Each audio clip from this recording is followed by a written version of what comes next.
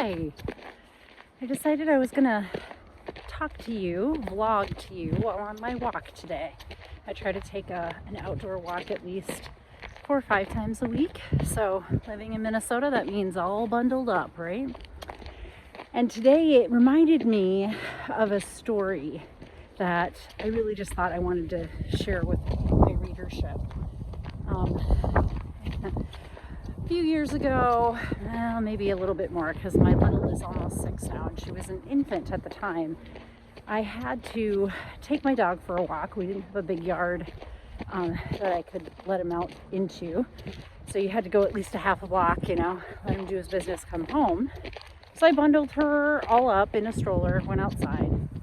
And it was one of those days that had some horrific wind chill of negative, stupid numbers, -30 or something.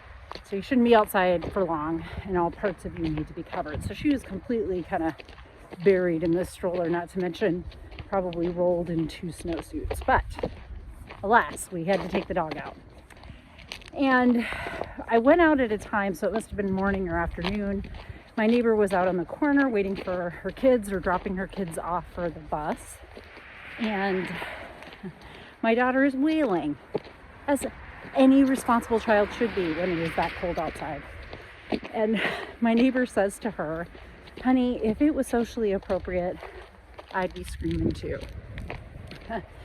So I bring this today because I want to talk about this idea of releasing emotion when it occurs to us, and how much we suppress emotion and what a negative impact that can have on us over time.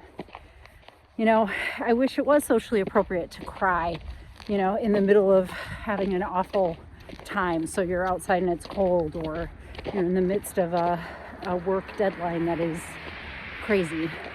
But sometimes when you're adulting, we're not given those abilities, or, the context might constrain us. Our family of origin rules about what emotions get shown and what don't, our gender roles, all sorts of things impact whether or not we're going to release that emotion. And if we don't release that emotion, it doesn't go away. It gets stored in our body somewhere.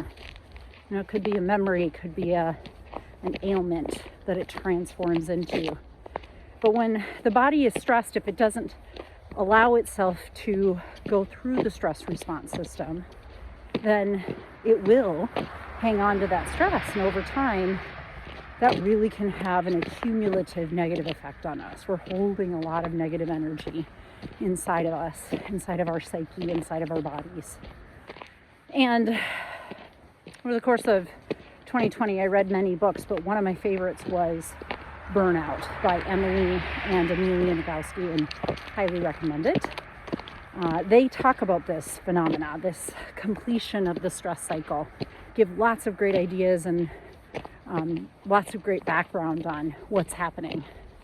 So my suggestion to my readership is to really start to get curious about where you're holding in negative energy, how you're holding in negative energy, and as a self-care prompt, really giving yourself space to wail outside when it's cold, to release the negative emotion as it occurs in the moment and come to the end of that stress response instead of holding it in. Go to the bathroom, call a friend, scream about your boss, come on back. Whatever it is that you have to do to complete that stress response, please do it. Please do it and take care of the only you that you've been given to take care of. Have a good day, everybody.